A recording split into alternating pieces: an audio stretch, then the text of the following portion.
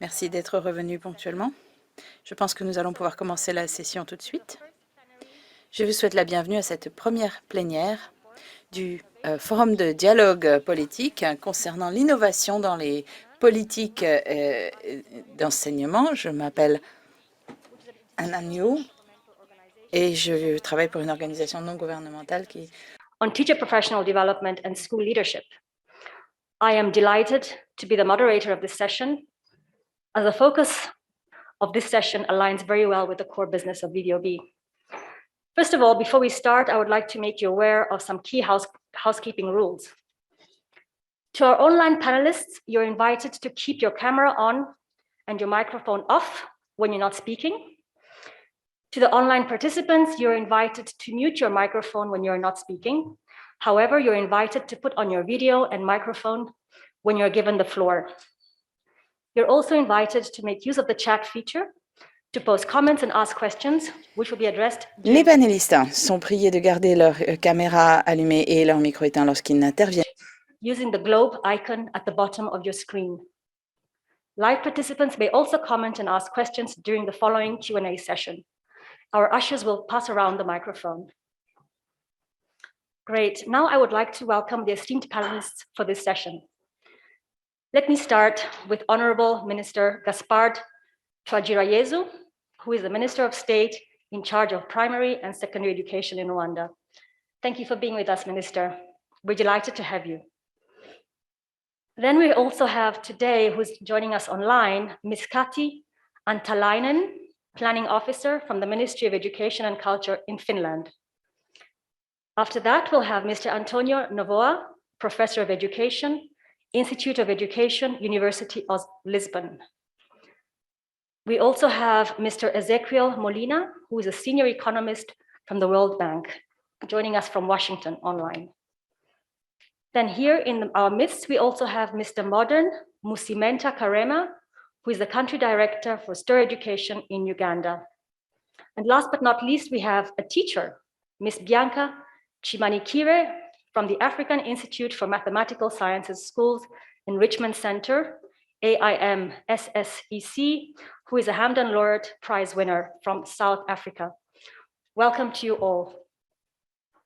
Now, to set the stage of this panel, teachers have always innovated in their practice, but those innovations have often lacked wider support and dissemination.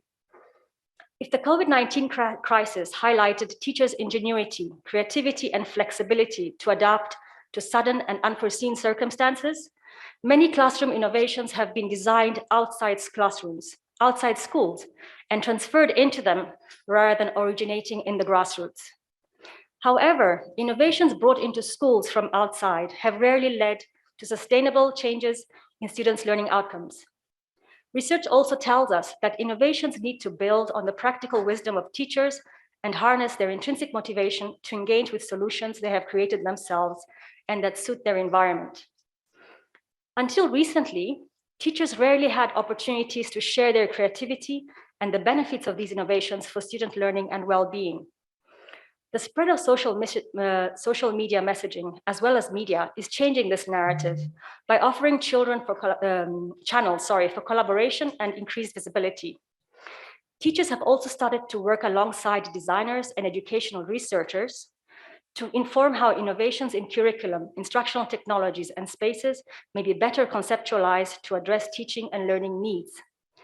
Furthermore, during the pandemic, reinvigorated partnerships with families, caregivers, health and social welfare workers made evident that effective teacher-community collaboration leads to successful innovations to address issues such as socio-emotional needs, discrimination, cyberbullying, gender-based violence, and health and sanitation issues affecting children. Despite all of these initiatives and emerging outlets for teacher innovation, more must be done to grant teachers recognition for their innovations and to facilitate innovation that is informed and initiated by teachers themselves. This panel aims to contribute through a dialogue between experts from national ministries, academia, foundations, as well as teachers themselves to approach teacher innovation from a variety of perspectives. Now, Honorable Gaspard, Minister of State. Given Rwanda's leading role in fostering digital innovation in education across the region, what is the role of teachers in such innovations, and how can governments facilitate an environment for innovation that addresses the needs of all learners, including those without access to digital technologies? Thank you very much. And before I answer the question, I would want to thank everyone for taking the time to participate in this important conversation, and welcome our guests from abroad to Rwanda, and say hi to everyone who's participating online. This is a very important conversation as we reflect on the role of teachers in building sustainable systems of education. And when the pandemic hit and we were transitioning to online teaching, the first people we called on here in Rwanda were teachers, because we knew that what was going to change was going to just be the medium through which we were going to convey instruction. But other than that, the teachers were going to continue to be crucial to the teaching and learning process. So when schools were closed, we called on teachers to come and brainstorm with us and work with us so that we can find a way to keep learning continue even if kids were not going to school. So we started by sitting down with teachers and partners and discussing what we were going to do to make sure that the kids were going to continue to receive the support that they needed. So obviously there were different considerations that we needed to make. For instance, we're trying to find the right channel of communication. Was it going to be internet? Was it going to be radio and television? And we chose to do all of the media. So, and we started developing content in partnership with the teachers. So we had teachers who were doing what they do best in the classrooms, but doing it now in a television studio so that kids across the country can follow. And then we had we had developed also an SMS-based quiz system in partnership with our partners in education, and to make sure that the kids could answer questions, could practice at home. And the people behind that were teachers. The teachers were collecting feedback, were giving feedback to the students. So the teachers have always been central to our efforts to bring learning online. So that's one. I would say that the teachers need to always be first, because however much we may be investing in technology, the technology will never replace teachers. But the technology can always enhance what the teachers do and provide us with opportunities to reach even more. So we continued to do that during lockdowns, but even when schools reopened, we continued to really work with teachers. And we started by recognizing some of the teachers who have actually done a great job during lockdown. So we have had some teachers who went above and beyond what we were asking them to do. We had teachers who used opportunities that were available to them, and low-tech solutions like WhatsApp groups where they would record themselves and send videos. And we also had teachers who made it their job to actually even call each parent and ask them how are the kids doing, because that was also something that many people did not think about, right? So how are kids doing at home? What are they doing? What are they engaging with the material? Even are they sick, right? So because this is what teachers always do when they are in classrooms, they care about the kids that they are with. So during the pandemic, that human connection were not there in physical form, but we made sure that we recognize the teachers who made sure that they check on kids. And this is something that not many people did not think about. So we made sure that we also recognize those teachers. And then when we resumed classrooms, we started saying, okay, so there are investments that have been made during lockdown. There is this content that has been developed, but we need to make sure that this continues, right? So the fact that the schools are reopened does not mean that we are going to also stop these efforts that we had made. And what we did is we started investing in providing the teachers with devices, and you have embarked on this journey to make sure that each teacher who is in our system at least gets some type of device. So it's going to be a long journey, but we have started to make sure that the teachers get computers, lab computers, get tablets whenever we can. And we are going to continue to make sure that everyone is reached. So, but there are also other systems that we have been building around that. So, what we have seen as a challenge is that, again, as the moderator said at the beginning of the conversation, is that many of the solutions that we have, some of the classic solutions that we have been developed by tech entrepreneurs outside of classrooms. So, and you will find that if we are not careful, then technology can be a burden to the teaching and learning process. And we have started to engage teachers and to ask them about their ideas. So what do you do in a classroom, and what can technology help you? How can technology help you enhance what you already do? And the answer to that is what we need to actually take to the entrepreneurs so that they can digitize that, right?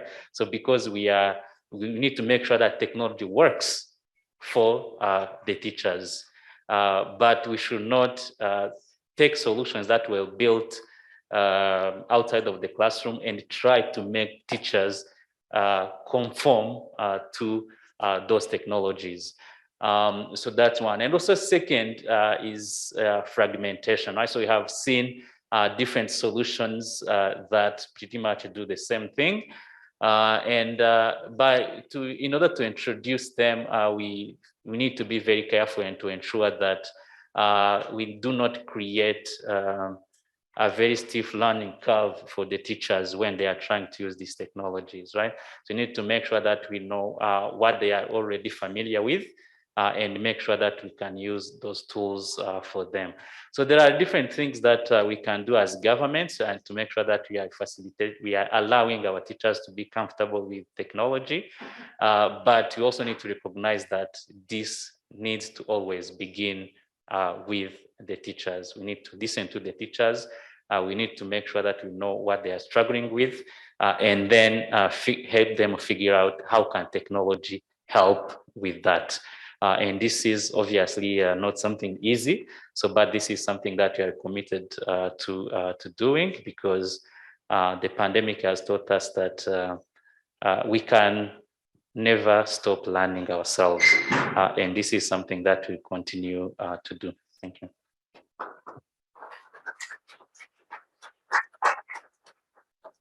Thank you, Honorable Minister, for this inspiration. And I think we're, as a continent, we're all inspired with what's going on in Rwanda. So thank you very much.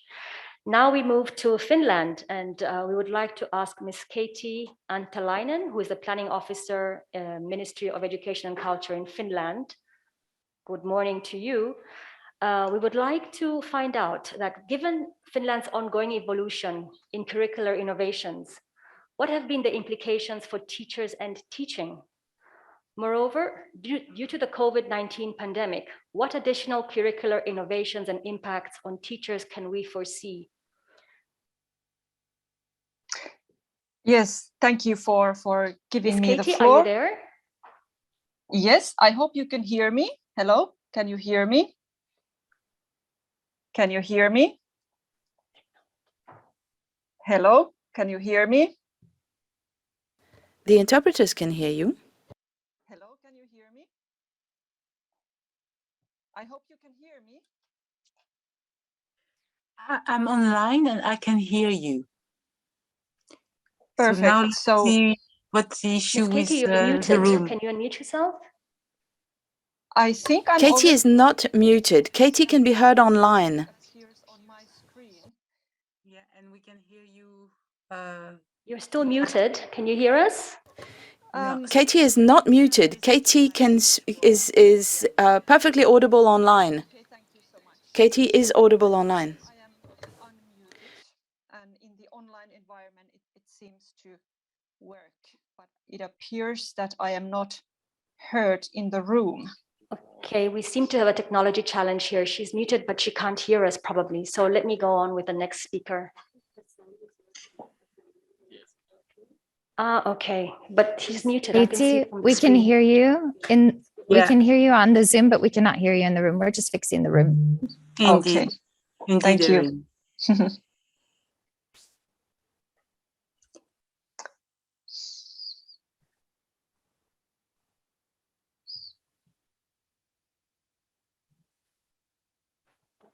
Okay, let's proceed now with another participant who is here in the room and who is from STIR Education, Mr. Modern Musiimenta Karema. So, Mr. Modern, what kinds of environments are conducive to collaboration among teachers and between teachers, educational researchers, designers, and other stakeholders to ensure that innovation is done with teachers rather than done to them? Thank you, Anna. And just make sure technology is also not playing me up. You can hear me? Thank you very much. So you give us a very good question to transition from the minister's question on the role of teachers. And from your question, I get three issues. The first one is the issue of behaviors and environment. The second one is the issue of collaboration. And the third is the issue of ownership, teacher ownership of inventions and interventions. And I want to answer this question from the experience that we have had running, and by us I mean STAR Education, running programming for teachers in Uganda, India, Indonesia, where we work mainly with teachers. There are three concepts that I would push to the team to think about. The first issue is the issue of intrinsic motivation. The second one would be the issue of system-wide behavior change or role modeling. And then the third is the issue of the foundations of lifelong learning. So those three would form the answer to the question that Anna has just given us. So let me start with intrinsic motivation.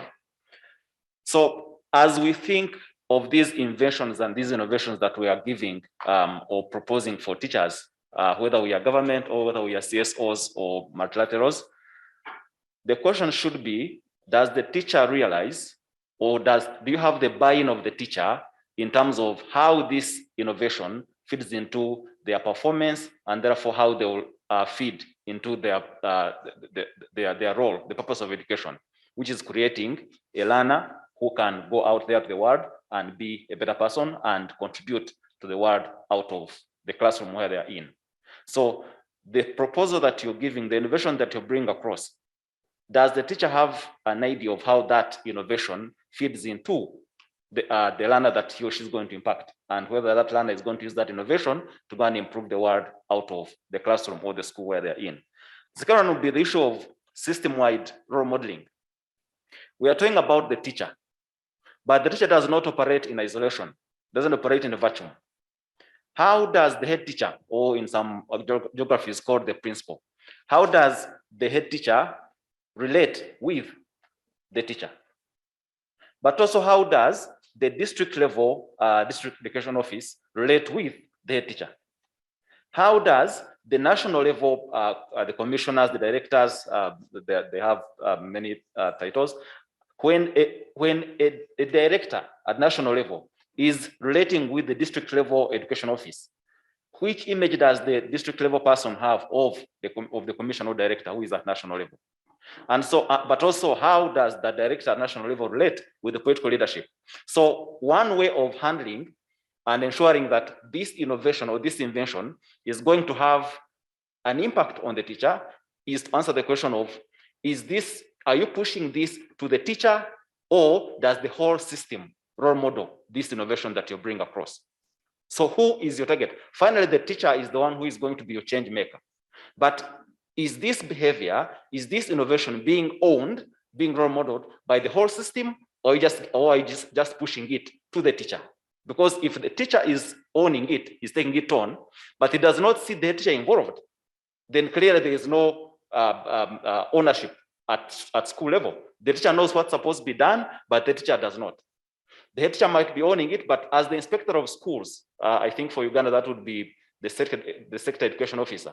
As that person comes to the school to inspect, does he or she know about that innovation, and is he or she following up at school level? So having that system-wide role modeling and ownership of that innovation would be key for the teacher then to see that this is something that is not being pushed on me, but is a national innovation that I should also take on. And then the third would be the foundations of lifelong learning. Now, I know that the foundations of lifelong learning are very many. Different people seem to go with others, and others don't take on some. But I just want to talk about 5. The first one is safety. How safe is the classroom, but also how does the innovation that you bring on board create safety in the whole system, as I've just talked about. Esteem. The innovation that you bring on board, does it build the esteem of the teacher to pass on the esteem to the learner? Engagement. Does the engagement, are you bringing an innovation that is going to increase on the engagement between the head teacher with the teacher, or it is something that you're just pushing on the teacher? Number 4 would be quality of teaching and learning, because the teacher finally, if they are intrinsically motivated, clearly know and love teaching. And so the quality of teaching and learning is going to help them. If this innovation is going to improve on their quality of teaching and learning, then they're going to own it. And so therefore they will be able to take it on. And then the last would be curiosity and critical thinking. So those 3 elements, intrinsic motivation, number 1, system-wide role modeling, number 2, and then the foundations of lifelong learning would create an environment which now, in a way, make the teacher to go through the journey of autonomy, mastery, and purpose. And once the teacher gets to understand that the things that I'm doing are for the bigger purpose, that the things I'm doing are for the good of the learner, and once I do them, then the learner will go to the world and be a better citizen and improve on both their own livelihood, but also the livelihood of the communities and the families, then the teacher will be able to work with whichever innovation you bring on board to become a better teacher, but also to improve on their own practice. Why? Because they understand why they are doing it. The challenge comes when you just push everything to the teacher, but 1, they don't see the point why they are doing it. 2, they are doing it, but their bosses, the head teachers are not doing it. 3, they're not adding any value to the teacher in terms of the skills that they would have, or they're not seeing how those skills are passed on to the learner. So that's how I would summarize the answer to your question. Thank you so much. That's wonderful. Yes, a good overview indeed. Thank you. Now I think we'll move on back to Katie. We'll try to test the technology and see if it's working, so we can hear from our colleague in Finland.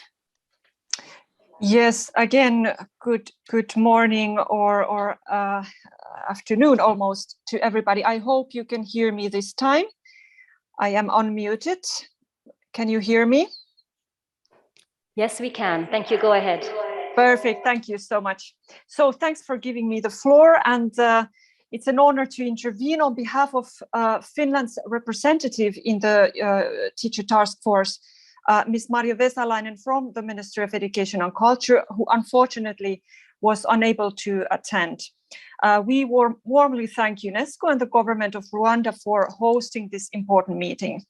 Your Excellencies, honorable ministers, distinguished participants, I wish to focus on collaboration, as we understand it to be the prerequisite for innovations. In Finland, we trust in broad collaboration and expertise in all our policy planning processes. We listen to stakeholders and seek for their input in all levels of planning and implementation. Teachers, of course, are among our most important partners, including teacher unions.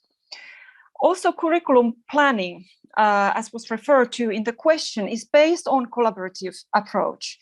Our national core curricula from pre-primary to secondary education emphasize transversal competencies. This requires new approach also from teachers, and it encourages them to collaborate and exchange across disciplines. In Finland, we have shifted towards emphasizing how to learn instead of what to learn. Teachers take active part in the preparation of local curricula. To continue, we are currently revising the national policy for teachers' continuous professional development. The process itself is an example of collaboration. All stakeholders, from universities to teacher unions, education providers, and other experts, take part through something we call National Teacher Education Forum. And this serves as a platform for continuous dialogue about the topical needs in the teaching profession. This is how we aim to ensure that the latest knowledge and evidence is duly taken on board. One of key areas in this work is the consideration of collaboration and the better use of different networks within the teacher education. This is important because in their profession, teachers are encouraged to collaborate and co-create not only with other teachers across disciplines, but also with different actors of society. For us, this is part of ensuring the relevance of education. It is important to make full use of the learning environments provided by the surrounding society, including the private sector, cultural organizations, and the civil society. And we already heard from the previous speakers that many innovations really did take place outside of the formal education realms. In Finland, we strive for educating teachers who are future-oriented and broad-based experts, ready to innovate and explore new learning environments and pedagogical approaches. In recent years, we have emphasized teachers' digital competencies in many ways. Already before the pandemic, we had established a network of the so-called tutor teachers. Today, virtually every comprehensive school in Finland has a so-called tutor teacher trained to support his or her peers, especially in the meaningful use of technology. This peer-to-peer support for teachers has proved to be very helpful during the pandemic. To add, we want to ensure that teachers continue contributing in the development of their working environment, thus in the entire learning community within the schools they work. This requires constant attention to collaborative leadership, thus not only on leadership of schools, but also of teachers. Distinguished participants, as another elementary precondition for innovations, it is important to highlight that in Finland, as highly educated experts, teachers have a lot of professional autonomy. We have seen throughout the pandemic that the creativity of teachers to adapt their practices has become a resilience factor. Since the profession in Finland is attractive and broadly valued in society, universities are in a happy position of being able to select the most talented and suitable applicants. Teacher education is research-based, and the teaching practice as part of studies plays an important role. For us, these are all enabling factors for innovations in teaching and learning to take place to begin with.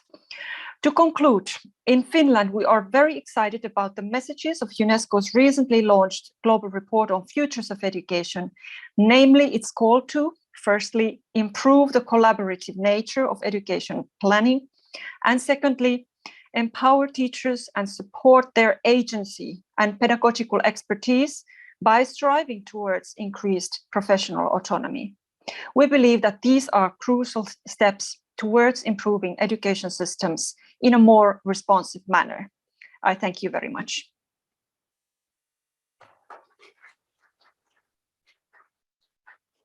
Thank you very much, Mrs. Antalainen. Thank you so much. And we apologize again for the technical hitch. Okay, now we can go to Mr. António Novoa, Professor of Education from the University of Lisbon. Mr. Novoa, the recently published Futures of Education report called for reimagining a new social contract for education. During pandemic lockdowns, we saw how many teachers came up with innovations to ensure continued teaching and learning, and how this helped to raise their social profile and recognition. Do you see opportunities for a renewed vision of teachers as professionals and a new role for building a new social contract for education? Thank you. Good morning, and thank you very much for your invitation to intervene in this forum. If I put myself in the perspective of this last report of UNESCO, reimagining our futures together, a new social contract for education, there are in fact several aspects that can be highlighted about teachers. A whole chapter of the report is consecrated to teachers, and that result, these aspects, in large part of the worldwide consultation that was carried out throughout the last 2 years. On a personal perspective, or on a personal reading of the report, if you want, there are 3 main points that I would like to share with you today. The first one refers to the existence around the world of policies, discourses, and trends that are endangering the status and the professional identity of teachers. From fantastic futuristic visions that announce the death of the school, the end of teachers, to the possibility of teachers being replaced by technologies or by technologies doped by the artificial intelligence. From a very vague discourse on the ubiquity of learning to the adoption of concepts such as collaborators or facilitators or other concepts to talk about teachers. These trends go along with sometimes a devaluation of teacher education, of the criteria for teacher education, and a devaluation of the recruitment policies that reduce, in many cases, professional criteria and the specificity of teaching. It is useless, in my opinion, to talk about innovation and the role of teachers and to praise the teachers if we don't understand and if we don't criticize these trends that are very harmful to the teaching profession and to the renewal of education and to the possibility of building a new social contract for education. My second point concerns the work of teachers mainly inside schools, and it was very well underlined by the previous speaker. The report points to an appreciation of the pedagogical action of teachers through the reinforcement of relational and human dimensions. The question of relation and human dimensions are very important for the report.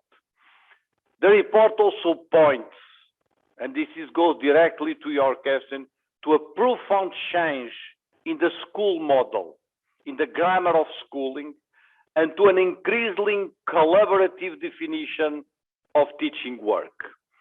Innovation in many issues is to change this school model.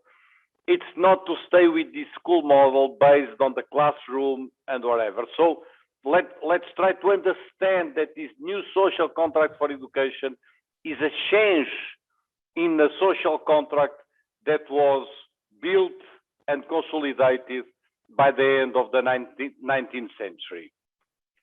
When we talk about collaboration, we are not talking in the report about forced collaboration. We are talking about the defense of a pedagogy in different times, in different spaces, with different approaches, a pedagogy that implies resorting to collaboration. In fact, it's useless, in my opinion, to force collaboration between teachers if we ask each teacher to act individually, giving a class to a group of students. If it's only to work inside the classroom, to teach a lesson, it's not necessary collaboration. And collaboration will be felt like something that we are imposing to teachers. Collaboration gains meaning within the framework of a renewal of education, of a renewal of pedagogy, of a different way of organizing schools and education. And this is indeed one of the main parts of the report in relation to teachers maybe the most important part of the report in relation to teachers. And my third and last point, which I give lots of importance, concerns the presence and visibility of teachers in public space.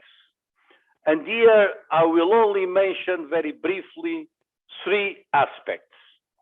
First, the involvement of teachers in the production of knowledge, in the production of pedagogical knowledge or professional knowledge, and the ability to share this knowledge and to share teaching experience that are being carried out all over the world. And saying this, I'm placing innovation as mainly a process of production of knowledge by teachers and sharing this knowledge and sharing these experiences. The second aspect is the role of teachers in writing their own practices and their own reflections and experiences with the publication of documents, with the publication of texts, with the publication of books that can give them greater public visibility and empower the teaching profession as in the public dimensions of the consolidated affirmation of the profession.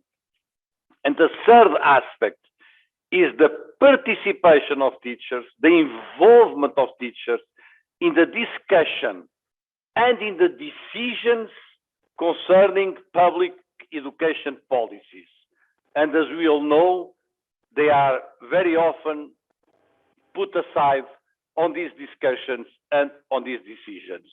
So in this, my third and last point, the main questions that I want to underline, it's about sharing, it's about writing, and it's about participating. And I think it can give a much more broader public visibility of teachers, and this is important to legitimate the efforts of the teaching profession and to empower them in the process of innovation. So the 3 points that I mentioned to you are present in the report. And in summary, they reaffirm the centrality of teachers and the importance of the professional autonomy of teachers, preventing us from a kind of delusion, of vague delusion of their professionality, favoring their role in transforming schools and reinforcing their intervention in the public sphere of education. I believe that we are in a point in this moment with the pandemics, with all the discussions, that we have a large consensus in the way how we talk about teachers. But unfortunately, our policies, our practices, the conditions in the schools are not very often consistent with this kind of discursive consensus about teachers and about the teaching profession. And my call is to be more coherent, is to be more consistent, is to align our policies, our practices, the conditions in the schools with this kind of discursive consensus that exists in most of our societies. Thank you very much. Thank you so much, Professor. Well said, absolutely, thank you very much. Now we can pass on to Mr. Ezequiel Molina from the World Bank. Are you there? Yes, I'm here. Great, welcome. Thank you. So the World Bank has developed flagship initiatives to improve the quality of student-teacher interactions in the classroom, such as the Teach Classroom Observation Tool and the New Coach Initiative, to help countries improve in-service professional development. Does focusing the observation and feedback on specific aspects of teaching practice, like for example, how teachers check for student understanding, stifle or promote teacher autonomy and innovation? Over to you. Thanks, and good morning, everyone. So let me ask you to imagine somebody asks you to cook ugali, the traditional Rwandan dish, but don't provide you any practical training on how to do it. They only give you some theoretical training on the science behind cooking, and only one hand-on training on doing a New York cheesecake. Now, they don't provide you with a recipe or the ingredients or the proper equipment and utensils you need to cook ugali, but give you complete autonomy for you to do it.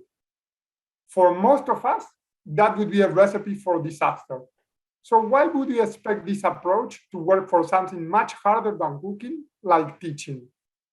Does this often used model of leaving teachers on their own without any support promote real teacher autonomy and innovation? We don't think so.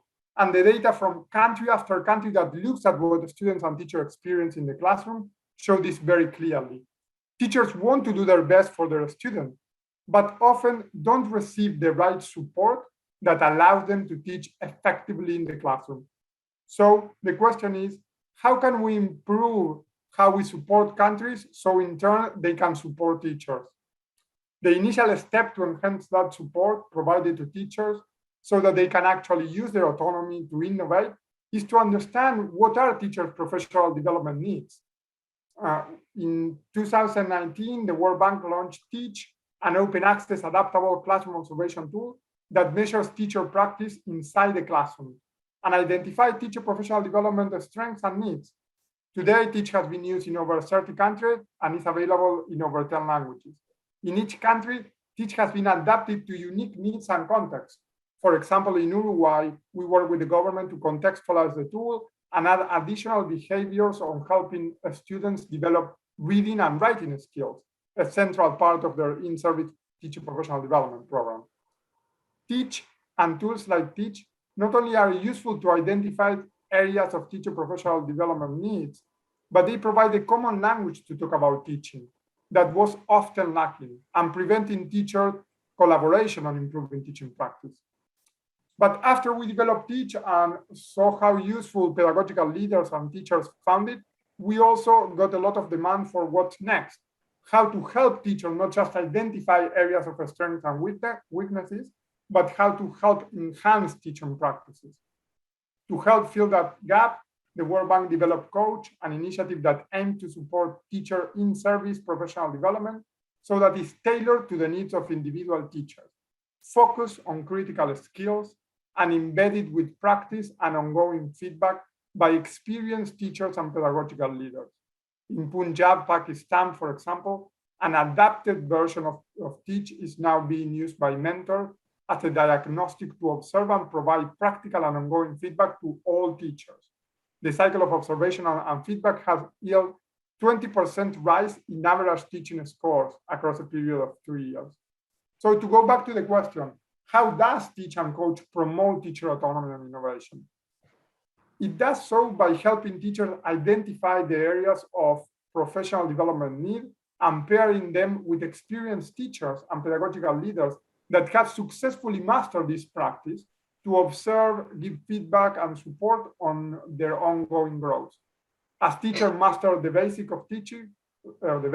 of teaching, like how to check for a student understanding, how to redirect a student misbehavior, they free up cognitive load so they can actually use it to do the hardest part of teaching, like exercise autonomy to personalize learning and instill social-emotional skills on their students. This is where the real autonomy and innovation can happen. Innovation just doesn't appear at random. It needs to be intentionally, deliberately cultivated and supported at all levels. Going back to the cooking example, if somebody first provides you with high quality training on cooking, then you practice doing different recipes of ugali and get feedback and support from experienced cooks. Finally, you get the proper equipment and utensils to do your own version of ugali. You are also compensated fairly, and there is a clear career progression for you. There is where autonomy and innovation will work. To deliberately support teachers at all levels, the World Bank launched before the pandemic the Global Platform for Successful Teachers, to help countries enhance their teacher policies to improve teaching and learning. The platform is built around 5 principles: making teaching attractive, improving pre-service education, promoting meritocratic selection and effective deployment, providing high-quality teacher professional development and school leadership, and finally, using technology wisely. The platform drives change by supporting government with technical advice, financial support, and tools and resources. The World Bank is currently supporting the work of more than 18 million teachers, about a third of the teacher population in low and middle income countries, covering all principles mentioned above. So this operational support is complemented with tools and resources publicly available to policymakers, researchers, school leaders, and teachers that can help in the implementation of the 5 principles. We encourage you to explore these public goods and reach out to us for questions and suggestions. And we will send through the platform the links to all the things that I've discussed, as well as emails to get in touch with us and provide feedback or questions on all these tools. Thank you so much, Mr. Molina. Thank you so much. Sorry, you're running about behind time. We just have to catch up now. Thank you very, very much. Maybe you can post them in the chat as well so participants can find them. Thank you. Great. Now I would like to invite questions from the public before we go to our last panelist. If you have any,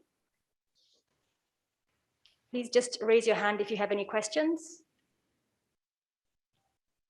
Okay, there's a question behind there. Maybe we can have the mic given to the person. Maybe you can just raise your hand again. Okay, thank you. Thank you. Thank you very much. My name is Ismail from UNESCO in Uganda. Listening to the discussions we have had so far, my question is specifically about the practicalities of teacher autonomy.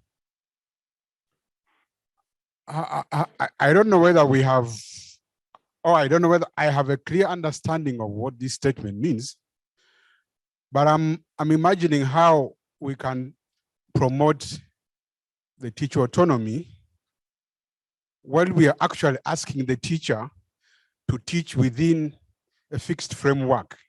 We have a fixed curriculum that the teacher is supposed to deliver. The expectations we already have about the teacher teaching are set, they are clear. We want the teacher to teach so that the learners are able to pass their examinations. So in a way, we are conscripting the teacher to work within a certain framework that is already predefined, and more so predefined without the participation and involvement of the teacher. So how do we really work around this to ensure that there's teacher autonomy in doing his or her work as teaching?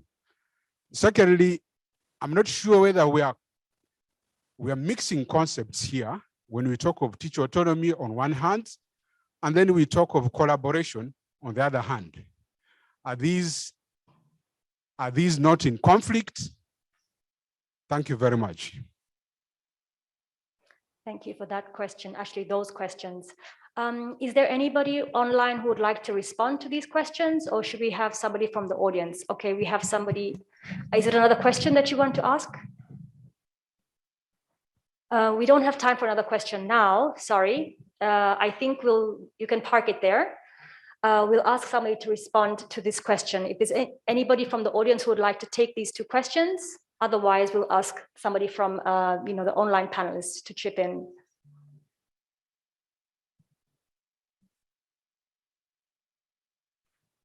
No takers for these questions? Oh, there's somebody who has their hands up there. Please, can you identify yourself? We can only see a hand from here. Yes, this is Kati Antalainen, Finland. Oh, yes, thank you. Go ahead. Can you hear me? I hope. Yes, please. Yes, we can. I hope you can hear me. Now my connection seems to... No, we could hear you just fine. Please go ahead.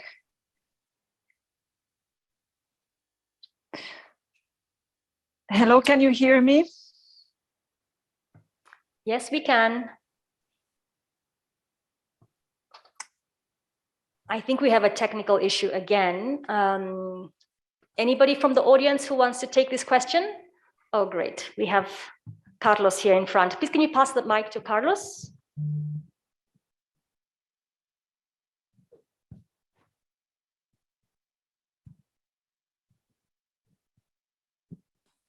I am terribly sorry. I think I had a technical error. Do you hear me now?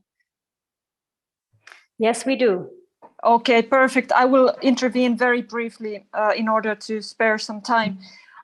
In case of Finland, as I mentioned, we have a strong autonomy in teachers. And by autonomy, we mean that teachers have a lot of freedom in terms of choosing learning materials, in terms of choosing pedagogical approaches or pedagogical methods, and also in terms of learning assessment. This means that in Finland, we speak a lot about the culture of trust, and it comes from many factors. There is no one silver bullet, as was so eloquently put by the representative of the World Bank. It all boils down to the competencies of teachers. Ultimately, we speak of high quality education, of teachers' education. Teachers' education needs to be research-based. It needs to be of high quality. It needs to be include a strong practical part as part of the studies. In Finland, we have a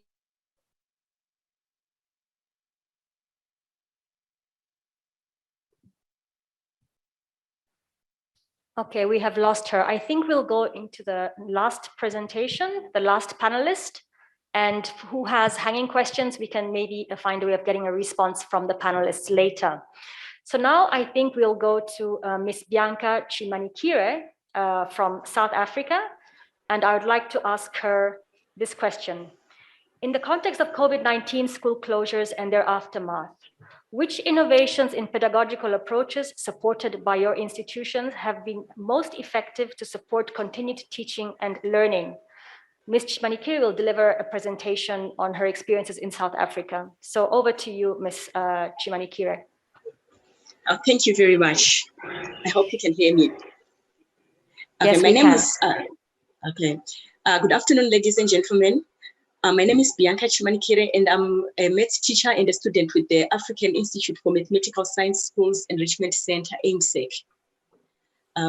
So AIMSSEC is a non-profit organization which trains underqualified maths teachers and maths subject leaders in disadvantaged communities of South Africa, especially in the rural areas and townships. Its aim is to produce new teaching skills by presenting professional development courses which produce innovative resources and teaching approaches that empower teachers to equip today's learners with knowledge, understanding, and skills needed in the 21st century. Okay, next slide, please. So the objectives of AIMSSEC. Next slide, please. So AIMSSEC's objectives are to equip teachers with IT skills to adapt their lessons to the 21st century needs, to promote mathematics teaching, to help students to develop skills for life and work in a changing world. These are teaching approaches that involve computational thinking, where learners are actively involved in the learning process and are able to master the art of thinking that enables them to tackle complex problems. It also aims to provide a platform for professional discussion and sharing of ideas, and also to train teachers who in turn train their peers, and especially with this COVID situation where teachers needed one another. And it also aims to develop and provide transformative teaching content for all. And then the challenges of COVID-19 that were faced by teachers. Next slide, please. So with the COVID situation, there was introduction of rotational school attendance. So that means learners were attending maybe once a week because of the COVID requirement protocols, classes were reduced to smaller sizes. This meant the number of classes increasing, and they could not be accommodated in the spaces available. So some schools are still attending once or twice a week. Some will attend for 1 week, and then the other week they are out. So this resulted in reduced learning time and inability to cover content. So learners will end up proceeding to the next grade without the basics from the previous grades, and will get to grade 12, where they are expected to write a standard exam. There was also inability, this resulted in reduced learning time and inability to cover the content.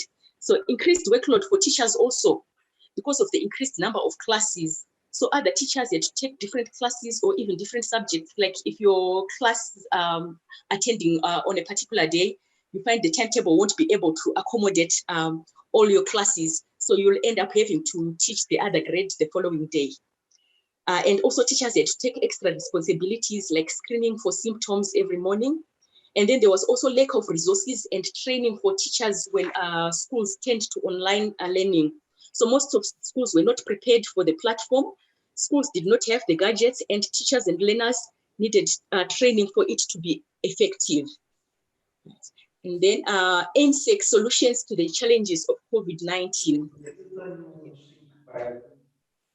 The next slide. Okay.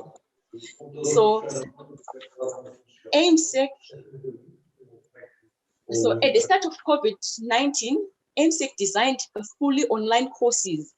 When COVID is over, they still want to face-to-face contact as well. So the courses were presented via Google Classroom and WhatsApp, and it helped teachers who were inexperienced in using these platforms.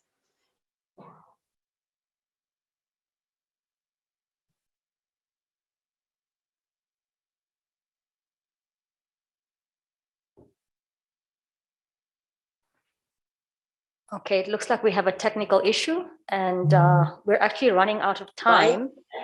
Oops. Okay. Bianca, we'll have to wind up soon. We just lost you for a while. Can you wind up quickly and maybe put the link to the presentation in the chat? Oh, okay. So the online teaching platforms that were presented, that were taught to teachers, the Google Classroom, is a free online platform that provides training, and also parents have access to updates for their children's work. And Zoom, use of technology tools like GeoGebra, Kahoot and quizzes, and Padlets. Padlets allow learners to post notes on a common page, so it will enable learners to contribute to group activities, even if they are not physically together. And all in all, teachers were better equipped to deal with the COVID situation through the training. Thank you very much.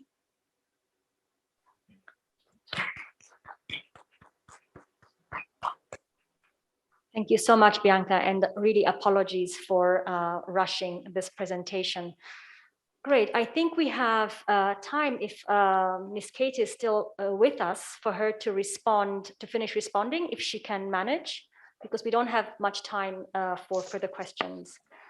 So I will give the floor back to her if she's around, otherwise we can maybe get one more question.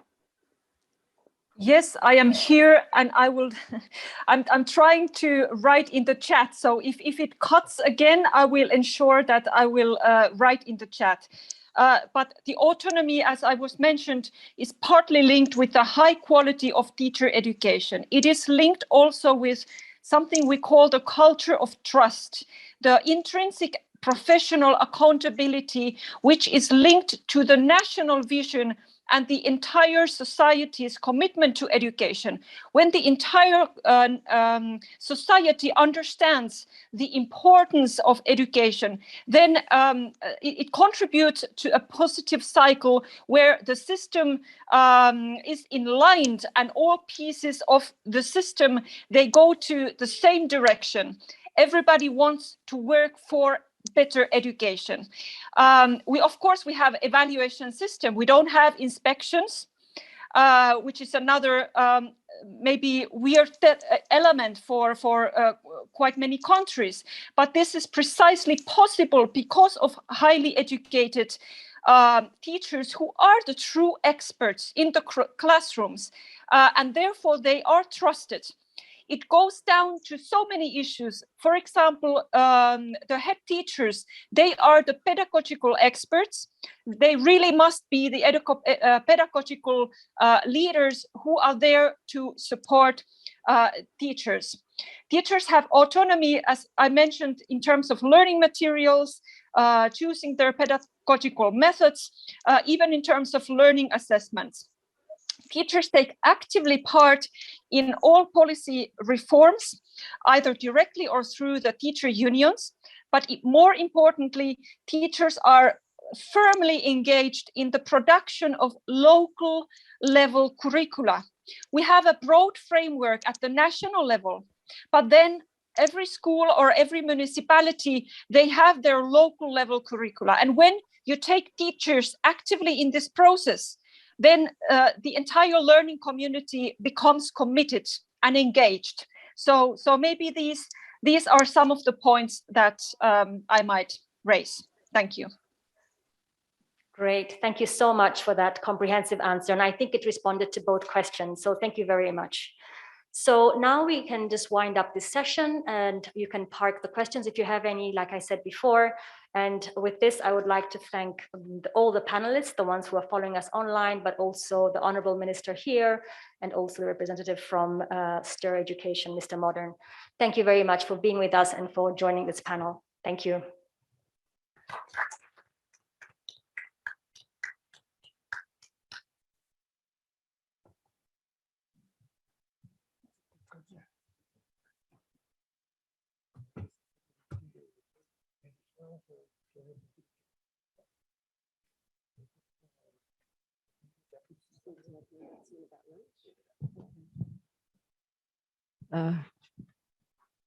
Good afternoon.